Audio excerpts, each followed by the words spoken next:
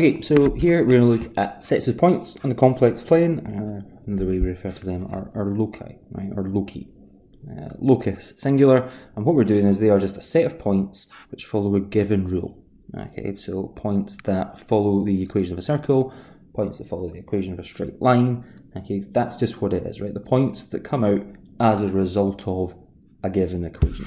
So, looking at some examples, first one then.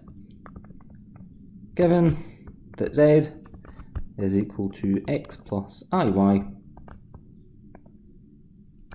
we want to draw the locus of points given by. And the first example we're going to find is the modulus of z equals 4. So, if I turn around and tell you the modulus of z is equal to 4, there are a few things that could happen. But what you know, right, is that the length of this, that's our value, the modulus, is 4. So you know, straight off the bat, that whatever your x squared was plus your y squared under the square root, that gave you 4. What we're going to do is I'm going to square both sides to get rid of my square root. So I've got x squared plus y squared equals 16. And that matches up very similarly to x minus a squared plus y minus b squared equals r squared, which I'm hoping we will remember from higher as being the equation of a circle. And so what I can do is I can think about my complex plane, and actually we're going to find that we end up getting a circle out of it. I got 4 there, 4, minus 4, minus 4, okay? Because what we know for absolute certainty is that the length of it is 4, but we don't know if the length of it is 4 up that way, we don't know if it goes 4 that way, I don't know if it's 4 that way, or that way. Okay, because we don't know the angle, because we don't know its argument, we only know its length, we find that it creates this circle. Okay, and that, the circle, without the arrows drawn in the middle, is the picture that we are looking for here. So, B, second one, we're going to have the modulus of z is now less than or equal to 4. So again, that's going to give me the x squared plus y squared almost is equal to 16 from before, but it's not equal. Here it was equal, there it was equal, but here it's smaller than or equal to, and so what we actually want to do is we want to write less than or equal to. I end up getting a very similar thing. Okay, I've got my circle. Again, I've got 0.4, minus 4, minus 4, minus 4.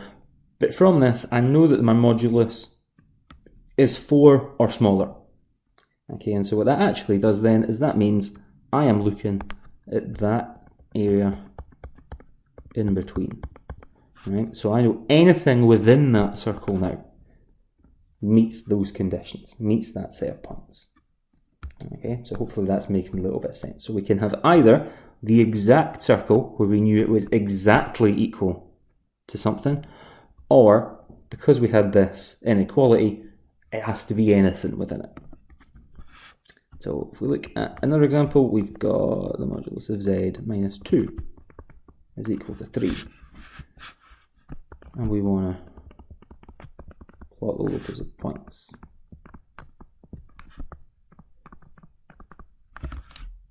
So first thing we're going to do is remember what z is. We'll remember z is x plus iy minus 2 equals 3. Now the modulus, again, is the square root thing, so we're going to ditch that and we're going to square both sides. And what I'm going to do is I'm going to collect, as we will often look to do, I'm going to collect my real terms and my complex terms. So x was my real part and minus 2 is a real number. And so what I'm actually going to have is x minus 2 squared plus y squared equals 3 squared. Now if within this I had x plus iy minus 2 plus I, then I could start linking things in here. Then I would have a y plus 1 squared. Okay, so it's all about linking together your real things and your complex things. Again though, this is still following this pattern of a circle, and so I end up getting something that looks vaguely like that. Draw better circles, kids. I've got my y, my x, and a vector 2, because I should have a circle with a centre at 2, 0, and a radius of 3. Okay, which means that my radius of 3, that point there should be 5. That point there should be -1, but I trust that you won't judge me my drawing skills here. What we might also ask you to do, and it's one that seems a little bit more complicated, is we might ask you to find, example 3 there, find the equation of the locus argz equals pi over 3.